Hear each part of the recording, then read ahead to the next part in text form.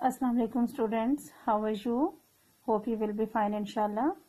Let's come to the studies. All of you open your books, page number 54.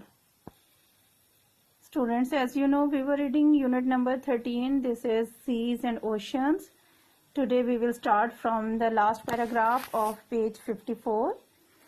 The third largest ocean is the Indian Ocean. इससे पहले हमने ऊपर पढ़ा था first जो था लार्जेस्ट ओशन वो पैसिफिक ओशन था विच मीन्स पीसफुल, और सेकंड लार्जेस्ट ओशन जो है वो एटलांटिक, जो कि जब तक पैसिफिक के बारे में इंफॉर्मेशन नहीं थी लोगों को तो वो समझते थे कि एटलांटिक जो है वही सबसे बड़ा ओशन है।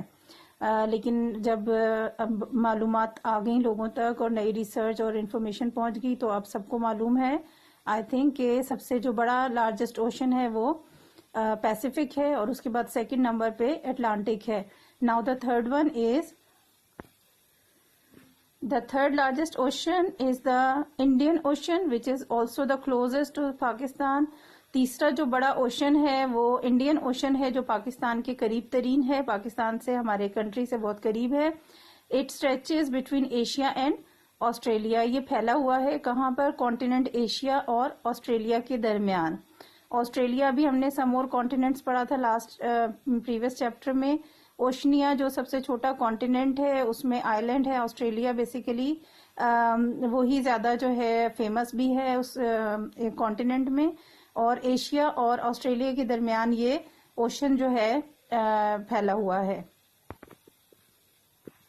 The Antarctic and Arctic oceans are mostly covered with ice. Last two oceans जो थे वो एंटार्क्टिक और आर्कटिक हैं और ये दोनों जो हैं ये बर्फ से ढके हुए हैं।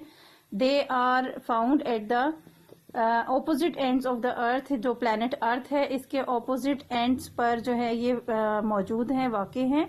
ये आपको अगर मैप नजर आ रहा होगा, प्लैनेट अर्थ है और इसके ऑपोजिट एंड्स पे ये देखिए, ये है जो साइड आपको नजर आ रही है ब्लू कलर में, ये एंटार्क्टिक ओशन है।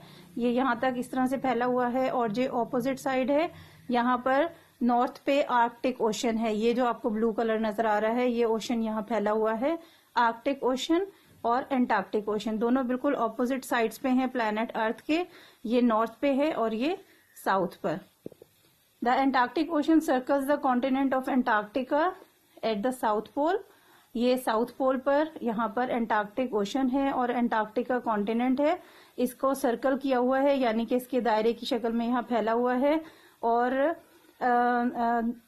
ये साउथ पोल पे है और नेक्स्ट जो है much of this Arctic is at the North Pole, और जबकि आर्कटिक ओशन जो है वो नॉर्थ पे है, यहाँ पर आपको नजर आ रहा है blue colour.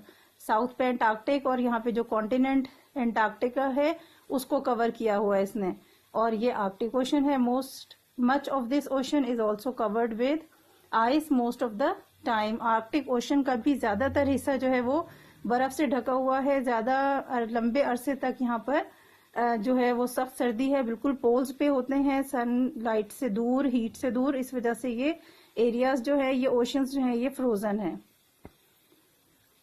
Is it clear? This is the end of the chapter. इस मैप के थ्रू आपको ओशंस जो 5 बड़े ओशंस हैं पूरी दुनिया में आपको नजर आ जाएंगे। ये पैसिफिक है इस साइड से भी और ये अर्थ का ईस्ट और वेस्ट पे। सेंटर में ये एटलांटिक ओशन है, यहाँ पर ये इंडियन ओशन है और ऑपोजिट साइड्स पे नॉर्थ पोल और साउथ पोल पर, यानी यहाँ नॉर्थ पोल है और ये साउथ है, नॉर्थ पे आर्कटिक ओशन है और साउथ पर एंटार्क्टिक ओशन है। क्लियर? और ये आपको येलो पार्ट जो नजर आ रहा है ये कॉन्टिनेंट्स हैं, यानी खुश्की के जमीन के हिस्से, खुश्क हिस्से जो पूरे प्लेनेट अर्थ पे, जो स्टार्टिंग में हमने पढ़ा था कि जमीन का ज्यादातर हिस्सा पानी से कवर है और खुश्क जमीन जो है वो पानी के मुकाबले में कम है। और इस मैप के थ्रू आपको अंदाजा भी हो जाएगा कि जो खुश्की के कितने हैं, खुश्की के हिस्से हैं जमीन के, वो काफी कम पार्ट है और बाकी सारा जो ब्लू कलर का हिस्सा है ये सारा ओशन है, पानी है। क्लियर?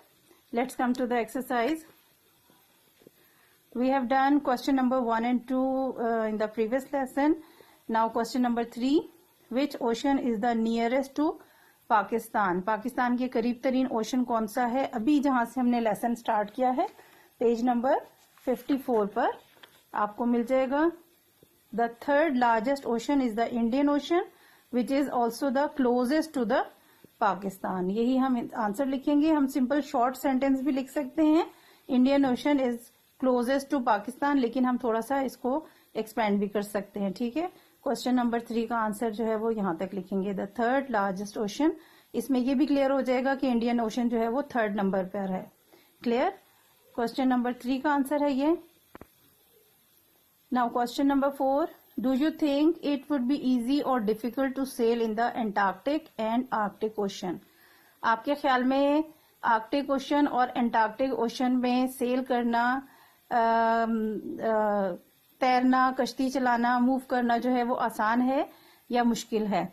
तो अभी हमने पढ़ा है कि आर्कटिक और Antarctic oceans are mostly covered with ice. दोनों जो ओशंस हैं वो ज्यादातर बर्फ से ढके रहते हैं, तो जाहिर है उसके अंदर आप सेल नहीं कर सकते, तो ये डिफिकल्ट है। हम इसका आंसर सिंपल दे सकते हैं, इट इज डिफिकल्ट, यहां से शुरू करके it is difficult to sail in the Antarctic and Arctic oceans because both of them are mostly covered with ice. दोनों बर्फ से ढके हुए हैं।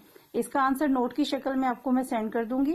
जो क्वेश्चन नंबर 3 है वो मैंने मार्क करवा दिया है आपको, और 4 का आंसर आपको एक नोट सेंड करूंगी मैं, और उसके साथ कुछ एडिशनल एक्टिविटी होगी।